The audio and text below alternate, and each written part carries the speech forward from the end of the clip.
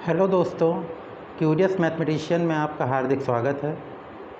अभी तक percentage chapter से रिलेटेड जो हमने 7 लेक्चर दिए उसमें basic concepts plus gradually increase और डिक्रीज के क्वेश्चंस और इलेक्शन एग्ज़ाम से रिलेटेड क्वेश्चंस हमने आपको सॉल्व कराए हैं। तो एग्ज़ाम और इलेक्शन ख़त्म हो गया है, अब बात आती है इनकम, एक्सपेंडिचर और सेविंग की। तो इनकम, एक्सपेंडिचर और सेविंग, ये जो 3 टर्म हैं वो वाकई में हैं क्या, पहले इस बात को आपको क्लियर करना पड़ेगा। देखिए, इनकम क्या होती है। इनकम जो होती है वो वास्तव में आपके द्वारा कमाया गया पैसा है। जैसे कोई व्यक्ति जॉब करता है, वो गवर्नमेंट भी हो सकता है, प्राइवेट भी हो सकता है, तो उसकी जो इनकम होती है वो मंथली होती है। तो जितना वो कमाता है महीने भर में वो उसकी क्या होती है, इनकम होती है। अब व्यय की बात आती है। अब पर मंथ हर व्यक्ति के अपने पर्सनल खर्चे होते हैं।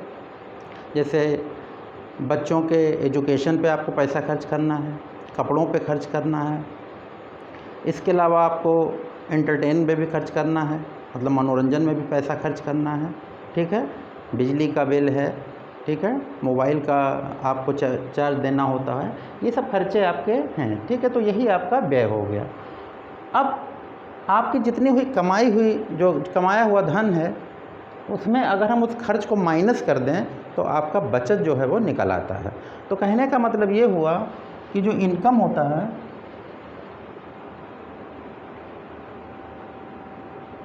ये आपका एक्सपेंडिचर और प्लस सेविंग, मतलब जितना पैसा आप खर्च करते हो, जितना पैसा आप बचत करते हो, दोनों को मिला के जो आपका पैसा है वही आपका टोटल इनकम है। तो अगर आप अगर आप एक्सपेंडिचर निकालना चाहते हो तो आप इनकम में से सेविंग को माइनस कर दोगे, और अगर आपको सेविंग निकालना है तो आप इनकम में से एक्सपेंडिचर को माइनस कर दोगे। मतलब आपकी आय निकालने के लिए व्यय प्लस बचत हो जाएगा। अगर आपको बचत निकालनी है तो आपके आय में से आपको बचत माइनस हो जाएगी, और अगर बचत निकालनी है तो आपकी इनकम में से आपका जो खर्च हुआ है उसको हम माइनस कर देंगे। तो ये क्लियर होगा ये टर्म, ठीक है। तो अभी हम जिस क्वेश्चन के पैटर्न पे चल रहे हैं उस क्वेश्चन को आपको ध्यान देना है। पहला क्वेश्चन आपके बोर्ड पे दिख रहा होगा। एक व्यक्ति ने अपनी आय का 45% खाने पे खर्च किया और 25% कपड़े खरीदने में खर्च किया। इस प्रकार उसके पास 135 रुपये बचता है, तो उसकी आय क्या होगी। देखिए, जो पहला क्वेश्चन है और दूसरा क्वेश्चन है, रमेश अपनी मासिक आमदनी का 33.1/3% मकान के किराए पर, शेष का 20% बच्चों की पढ़ाई पर, फिर शेष का 75% अन्य कार्यों में खर्च करता है। इसके बाद बचत 320 रुपये प्रति मास है, तो मासिक आय क्या होगी। पहली बात, ये जो दो क्वेश्चंस हैं ये लगभग एक पैटर्न के हैं, लेकिन इन दोनों में डिफरेंस क्या है, अंतर क्या है, पहले इस बात को हम अच्छे से समझेंगे। देखिए, पहले प्रश्न में बिल्कुल सीधे सीधे कह रहा है कि 45% खाने में खर्च हुआ है और 25% कपड़े खरीदने में खर्च हुआ है। तो यहाँ पर सीधे सीधे दिया हुआ है कि 45% खाने, मतलब कुल जो आमदनी है उसकी जो आय है उसका 45% उसने सीधे खाने में खर्च कर दिया और सीधे 25% उसने कपड़े खरीदने में खर्च कर दिया। यहाँ पर जो दूसरा प्रश्न है, यहाँ रमेश अपनी मासिक आमदनी का इतना % मकान के किराए पर, मतलब होम रेंट पे खर्च कर रहा है। फिर शेष का, देखिए ये जो वर्ड लगा हुआ है शेष का, इसी बात को आपको नोटिस करना है, और यही शेष का जो है यही इन दोनों क्वेश्चन का डिफरेंस है। फिर कह रहा है शेष का 20% बच्चों की पढ़ाई पर, मतलब जब वो मकान के किराए पे पैसा खर्च कर देता है तो जो पैसा बचता है उसका 20% उसने बच्चों की पढ़ाई पर खर्च कर दिया। इसके बाद फिर जो बचता है, इन दोनों को खर्च करने के बाद जो बचता है उसका फिर 75% अदर, मतलब उसके जो एक्सपेंसेस हैं वो अदर हैं, उसके अदर में कुछ भी हो सकता है। इसके बाद जब वो बचत 320 रुपये मास है तो मासिक आय क्या होगी। तो इन दोनों प्रश्नों में जो प्रकृति है, इसका नेचर है, इन दोनों में अंतर ये है कि इसमें सीधे सीधे दिया हुआ है और उसमें शेष का वर्ड यूज किया हुआ है, ठीक है। तो अब हम पहले क्वेश्चन की ओर चलते हैं। पहले क्वेश्चन में दिया है कि रमेश अपनी आय का 45% खाने पर खर्च कर रहा है, मतलब उसका जो फूड पे खर्चा है वो खाने पे खर्चा कितना है उसका 45%। फिर क्या कह रहा है कि फिर उसके बाद 25% उसके कपड़े खरीदने में खर्च हो रहा है, मतलब उसके क्लॉथिंग पे कितना पैसा खर्च हो रहा है। ये आपका 25% है। तो मतलब उसके जो टोटल आपका एक्सपेंडिचर है, जो खर्चा है उसका, वो कितने परसेंट का हो रहा है? ये आपका 70% का हो रहा है।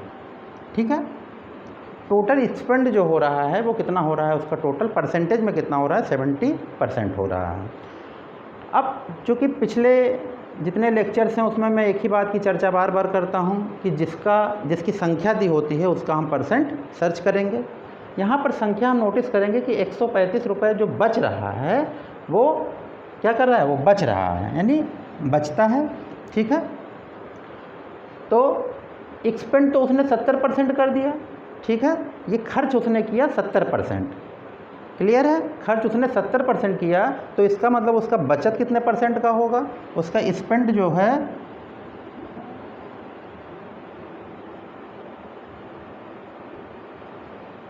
सेविंग जो है उसकी कितने परसेंट की हो जाएगी?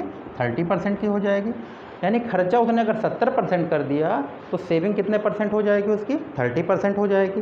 तो यहाँ पर सेविंग का ये नंबर दिया हुआ है 135 और सेविंग का परसेंट कितना दिया हुआ है? 30%। अब इन दोनों को हम क्या कर देंगे? इक्वल कर देंगे, यानी 30% इक्वल टू 135। तो 100% इक्वल टू कितना हो जाएगा? उसकी आय पूछ रहा है, आय को हमने कितना माना था? 100% माना था। इसका मतलब 100% की वैल्यू कितनी हो जाएगी? 135/30 इंटू 100। 0 0 कैंसिल हो गया, तो ये हो गया आपका 45 इंटू 10 कितना होगा? 455 रुपीज़। तो ये आपका क्या हो गया? उसकी इनकम हो गई। तो इस बात को आप अच्छे से समझ लीजिए कि उसका जो एक्सपेंडिचर हो रहा है वो 45% फूडिंग पे खर्च हो रहा है। ठीक है, खाने में खर्च हो रहा है। 25% उसका क्लॉथिंग पे खर्च हो रहा है और उसके बाद फिर उसके पास 135 रुपये बच रहा है। तो आपने यहाँ 45% और 25% को जोड़ दिया, ऐड कर दिया, तो 70% जो निकला वो क्या निकला? उसका एक्सपेंडिचर निकला, खर्चा निकला। तो अगर 70% उसने खर्च कर दिया, एक्सपेंड कर दिया, तो उसके पास बचा कितना? 30% बचा।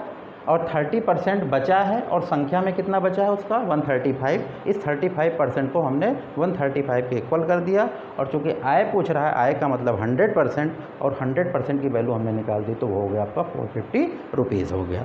तो आशा है आपको ये बिल्कुल क्लियर हो गया होगा, क्योंकि ये अभी लगभग पुराने पैटर्न पे ही चल रहा है। ठीक है, अब हम चलते हैं नेक्स्ट क्वेश्चन की ओर। इस क्वेश्चन का आप स्क्रीनशॉट ले सकते हो अच्छे से।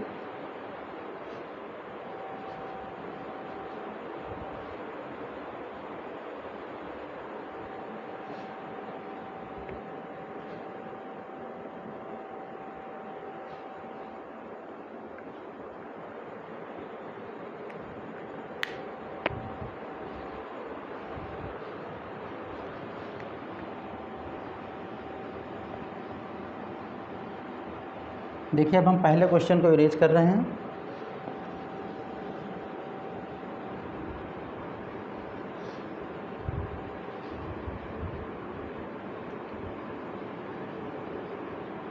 अब हम चलते हैं दूसरे प्रश्न की ओर। देखिए, प्रश्न में ये कह रहा है कि रमेश अपनी मासिक आमदनी का 33.1/3% मकान के किराए पर खर्च कर रहा है। मतलब होम रेंट पे कितना खर्च कर रहा है? वो होम रेंट पे कितना परसेंट खर्च कर रहा है? वो 33 and 1/3। और इसको जब आप ब्रेक करोगे तो इसको कितना हो जाएगा? इसको इससे मल्टीप्लाई करते हैं, 33 या 99 और 1 100/3% हो गया। तो ये इसने होम रेंट पे कितने परसेंट इसने खर्च कर दिया? 100/3 यानी 100/3% खर्च कर दिया। मतलब इसका मैटर आपका बिल्कुल क्लियर हो गया। अब मैंने बताया था इन दोनों प्रश्नों में जो नेचर का डिफरेंस है वो किसका है? शेष का। ठीक है, तो इसी शेष को आपको ध्यान रखना है कि शेष का मतलब ये होता है कि पहले जितना था उसमें हम उसको माइनस कर देंगे। तो यहाँ पर हम टोटल मान लेते हैं कि मासिक आय कितना था आपका? टोटल कितना है आपका? 100%। तो अब शेष कितना बचा? रिमेनिंग कितना बचा? इस 100 में से इस 100/3 को हम माइनस कर देंगे। तो ये कितना आ गया? तो आप जानते होंगे सब्ट्रैक्ट करने का ये फ्रैक्शन का रूल होता है कि इससे इसको मल्टीप्लाई कर देते हैं, यानी 3 को 100 से मल्टीप्लाई करेंगे 300, और 300 में 100 को माइनस कर देंगे तो ये कितना हो जाएगा? 200/3%। तो यहाँ पर शेष का वर्ड निकल गया। यहाँ पर शेष का जो वर्ड दिया हुआ है इसका शेष कितना हो गया आपका? 200/3% हो गया। अब कह रहा है कि इस शेष का 20% बच्चों की पढ़ाई पर खर्च कर रहा है। तो यहाँ पर बच्चों की पढ़ाई का मतलब क्या हुआ, स्टडी पे कितना खर्च कर रहा है वो, शेष का, शेष आपने कितना निकाला, शेष आपने निकाला 200/3%, और यहाँ पर स्टडी पे कितना खर्च हो रहा है, 200/3 का कितने परसेंट है, 20%। कितने परसेंट दिया हुआ है, 20%, तो इसका हम 20% निकाल लेंगे तो 20/100 हो जाएगा। परसेंट का मतलब बाई 100 होता है, मैं पहले भी लेक्चर में बता चुका हूँ। ये 2 जीरो आपके कैंसिल हो गए, तो ये हो गया आपका 20 दूनी 22 जा कितना हो गया, 40/3%। ये आपका कितना हो गया, स्टडी पे खर्चा हो गया। ठीक है, स्टडी पे कितना हो गया, तो होम रेंट फाइनल हो गया आपका, स्टडी फाइनल हो गया, मतलब ये आपका सॉल्व हो गया और आपका बच्चों की पढ़ाई सॉल्व हो गई।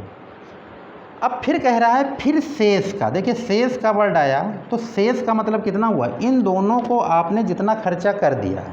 ठीक है, मान लीजिए आप 100 रुपये कमा रहे हैं, 100 रुपये आपकी अर्निंग है, आपने 50 रुपये आपने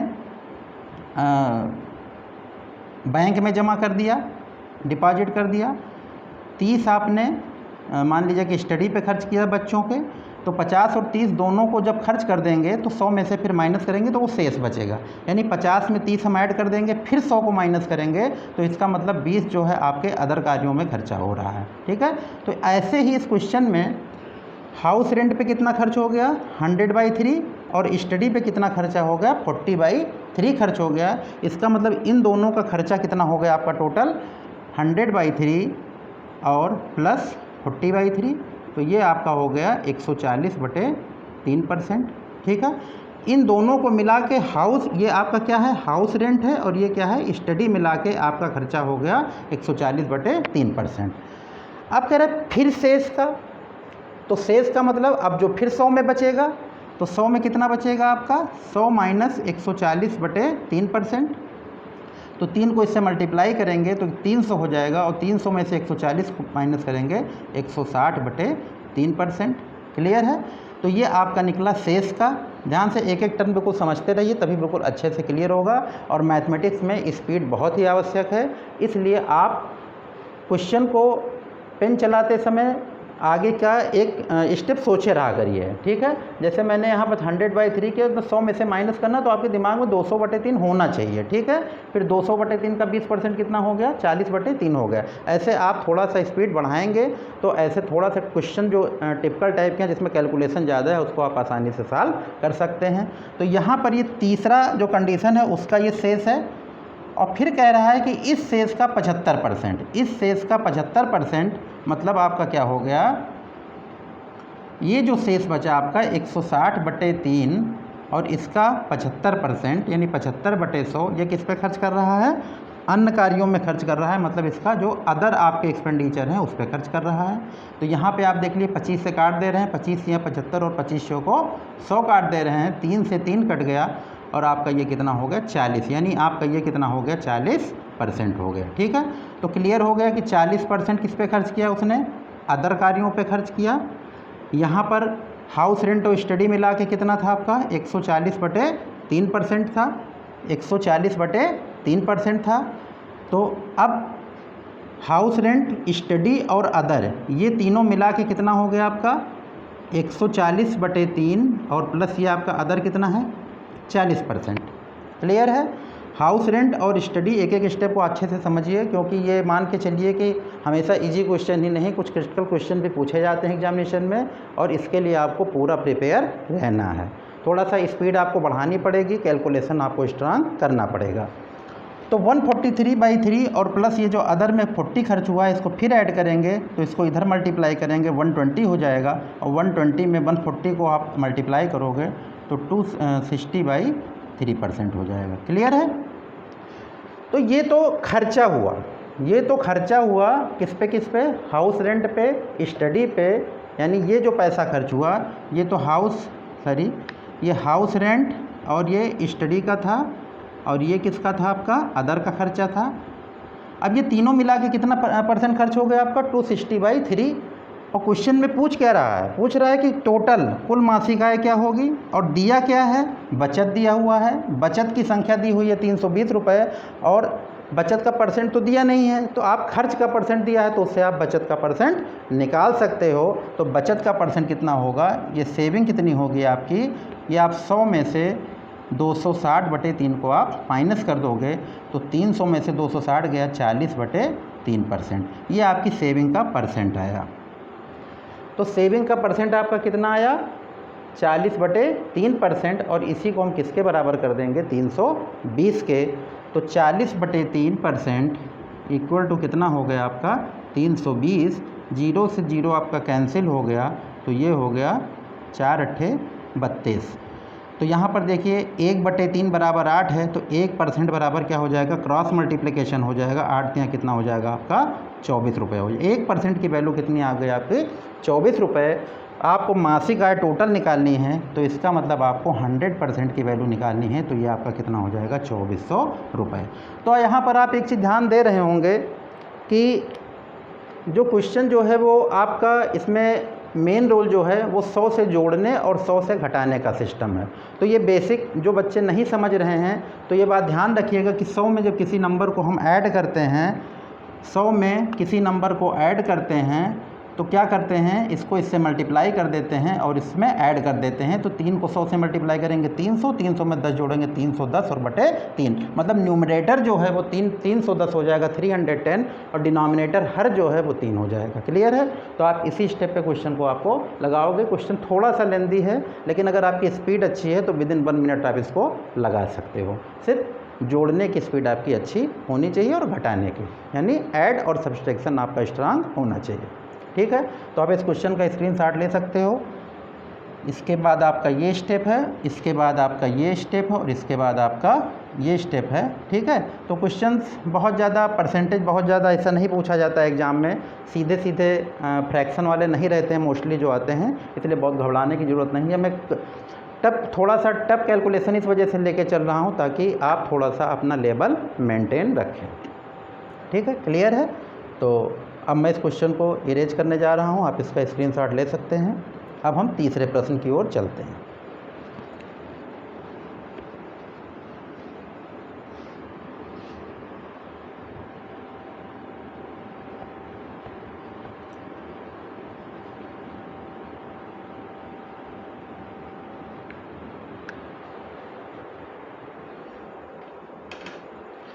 देखिए तीसरा प्रश्न ये कह रहा है कि एक व्यक्ति अपनी आय का 76% खर्च करता है। इस बात को यहाँ पर नोटिस करिएगा, यहाँ खर्चे की बात कर रहा है। उसकी आय 20% बढ़ जाती है, यहाँ पे आय कह रहा है 20% बढ़ जा रही है, और वो अपना खर्च जो है वो 15% बढ़ा दे तो उसकी बचत कितने % बढ़ जाती है। देखिए प्रश्न में थोड़ा सा कन्फ्यूजन हो रहा होगा आपको कि इसमें खर्च भी दिया हुआ है, आय भी दिया हुआ है, खर्च बढ़ा भी रहा है, बचत पूछ रहा है। तो आपको कोई घबराने की ज़रूरत नहीं है। अगर आपका कॉन्सेप्ट क्लियर है, ठीक है, तो आपको सारी चीज़ें क्लियर हो जाएंगी। देखिए 3 चीज़ें हैं, एक आपका खर्चा है, ठीक है, एक आपका खर्च हो गया, एक आपका बचत हो गया, और तीसरी बात आपकी इनकम हो गई। ठीक है। तो इनकम हमने बताया कि एक्सपेंडिचर और इस जो आपका सेविंग है उसको मिलाकर ही इनकम होता है। ठीक है। तो पहले कह रहा है कि एक व्यक्ति, जो फर्स्ट स्टेप है बहुत ध्यान से समझिएगा आप लोग, एक व्यक्ति अपनी आय का 76% खर्च कर देता है। खर्च करता मतलब एक्सपेंड कर देता है। ये आपका खर्च है, ये आपका बचत है, और ये आपका आय है। पहली लाइन में कह रहा है एक व्यक्ति अपनी आय का 76% खर्च कर देता है। अगर वो 76% खर्च कर दे रहा है, टोटल आय हम कितने % मान लेते हैं, 100%। तो टोटल हमने शुरू में बताया था कि परसेंटेज में टोटल आप कितना मानोगे, 100%। यहाँ पर 76% अगर उसका खर्च हो रहा है तो नेचुरल है कि बचत कितने % हो रहा है आपका, 24% हो रहा है। क्लियर। अगर 100% में 76% एक्सपेंडिचर हो रहा है तो सेविंग कितने % का हो जाएगा, 24% का। अब वो नेक्स्ट क्या कह रहा है कि उसकी आय जो है वो 20% बढ़ जाती है। उसकी आय जो है वो 20% बढ़ जाती है। यानी सेकंड स्टेप में क्या कह रहा है कि 20% आय बढ़ जाती है। तो यहाँ पर आय कितने % है, 100% है, और 100% में 20% बढ़ जाती है तो वो सीधे डायरेक्ट होगा, 20% बढ़ जाती है। इसका मतलब अगर वो 100 है तो वो कितना हो जाएगा आपका 20% बढ़ गया तो वो कितना हो गया आपका 120 हो गया। ठीक है, आय हम 100 मान लेते हैं तो बचत 76, मतलब उसने 76% खर्च कर दिया तो 76 रुपये हो गया। हम रुपए में इसका कैलकुलेशन कर रहे हैं कि अगर 100 रुपये उसकी आय, 76 उसने खर्च कर दिया, तो बचत कितने रुपए का हो रहा है 24 रुपये का। अब उसकी आय कितने % बढ़ रही है 20% बढ़ रही है, तो आय कितनी हो गई आपकी उसकी 120 हो गई। और अपना खर्च वो कितने % बढ़ा रहा है 15% बढ़ा रहा है। तो खर्च अगर वो 15% बढ़ा रहा है तो हमने शुरू में ही बताया था अगर परसेंट की वृद्धि होती है तो आप सीधे 100 में जोड़ के बटे 100 कर देते हो, यानी उसका 15% बढ़ रहा है तो उसका आप 115% निकालते हो। तो आप इसको अलग कहीं कैलकुलेशन कर लो कि 76 में कितने % की वृद्धि हो रही है 15%, यानी इसको आपको 115% की वैल्यू निकालनी है। तो 76 इंटू 115/100, 76 इंटू 115/100, हम इसको काट दे रहे हैं 5 से, तो ये हो गया आपका 23, ये आपका काट देंगे 10, ये आपका हो गया 38। ठीक है, यहाँ पे अब कटेगा नहीं, इसको मल्टीप्लाई कर देंगे तो इसका टेबल जब आप पढ़ोगे तो 38 को 23 से तो ये हो जाएगा, आप इसको अलग मल्टीप्लाई कर सकते हो,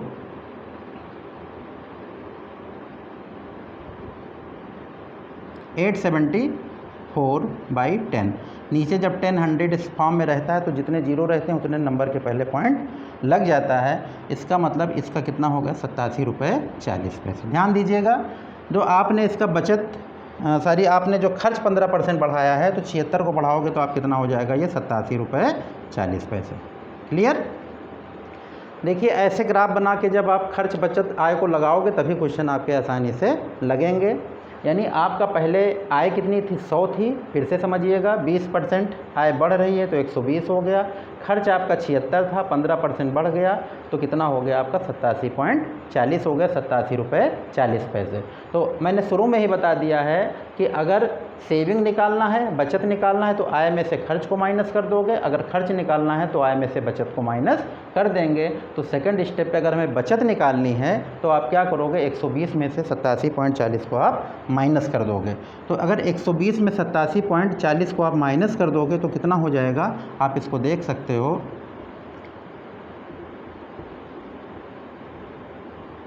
यानी आपका 32 रुपये 60 पैसे जो हुआ वो क्या हुआ आपका बचत हुआ। 32 रुपये 60 पैसे आपका क्या हो गया आपका बचत हो गया। क्लियर है। तो इस ग्राफ से देखिए आपने सारी चीज़ की कैलकुलेशन कर ली। अब क्वेश्चन कह रहा है कि उसकी बचत कितने % बढ़ रही है, यानी बचत का रिलेशन पूछ रहा है कि 24 से जो बढ़ के 32 रुपये 60 पैसे हुए वो कितने % बढ़ा। तो जिस चीज़ का % निकालना होता है ये मैं आपको पिछले वीडियो में भी बता चुका हूँ, पिछले लेक्चर में भी बता चुका हूँ कि जिसका % निकालना होता है उसकी हम संख्या देखते हैं। तो यहाँ पर बचत कितने % बढ़ रही है, तो पहली चीज़ है कि कितना वो संख्या में बढ़ रही है, पहले उसको निकाल लें। तो यहाँ पर संख्या में कितनी बढ़ रही है 24 से बढ़कर कितनी हो रही है 32.60, यानी 32 रुपये 60 पैसे हो रहा है, यानी बढ़त कितने की हो रही है 8 रुपये 60 पैसे की। क्लियर है। तो अब आपको क्या निकालना है % बचत, बचत क्या है वृद्धि निकालनी है, % बचत वृद्धि।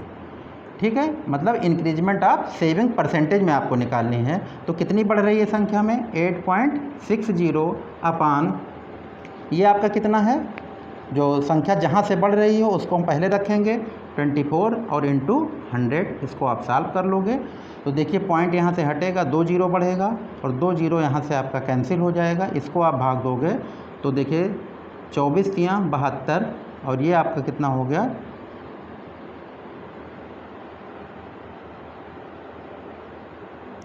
24, इसको आप भाग दे दीजिए तो 24 तियाँ 72 हो गया, ये आपका हो गया 24 पंचे 120। ठीक है, 35 पॉइंट समथिंग का ये वृद्धि आपकी ये हो जाएगी। तो इस क्वेश्चन में कितने %, एक लगभग है तो लगभग कितने % हो गया आपका 35%। तो ये आपने बिल्कुल क्लियरिटी से समझ लिया होगा। ठीक है, कि कैसे हम प्रश्न को इस टाइप के प्रश्न को सॉल्व करेंगे।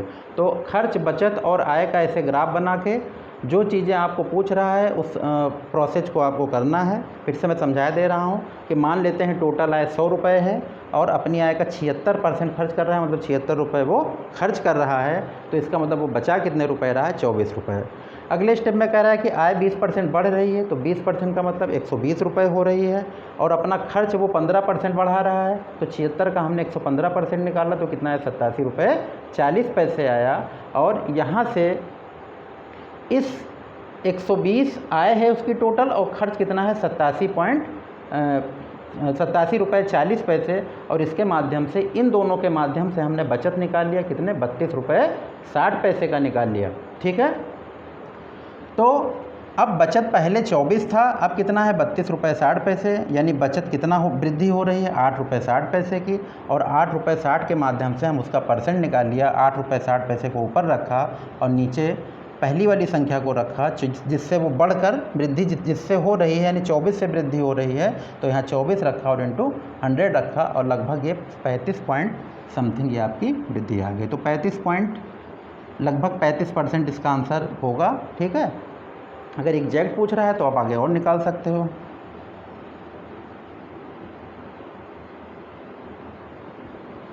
ठीक है, तो 35.8 है, और अगर 35 दिया हो, और वैसे 0.8 का मतलब 36 भी हो सकता है, तो इससे आप जो भी आपके आंसर में दिया हो नज़दीक, वो आप उसको लगा सकते हो। ठीक है, तो आशा है कि आपको इनकम, एक्सपेंडिचर और आपके सेविंग से क्वेश्चन संबंधित समझ में आया होगा। ठीक है, आप लोग इस चैप्टर के बाद, अभी मैं इस टॉपिक के बाद अभी हम इस पे कुछ आधारित और क्वेश्चन हैं जिनको मैं सॉल्व कराऊंगा। ठीक है, वो आपको नेक्स्ट लेक्चर में मिलेगा, तो इसको आप अच्छे से प्रैक्टिस कीजिएगा। ठीक है, और कमेंट में अगर कोई आपको प्रॉब्लम हो रही है किसी प्रकार की, तो आप उसको कमेंट बॉक्स में सूचित कर दीजिएगा, उसका जो है वो सॉल्यूशन किया जाएगा। Thank you.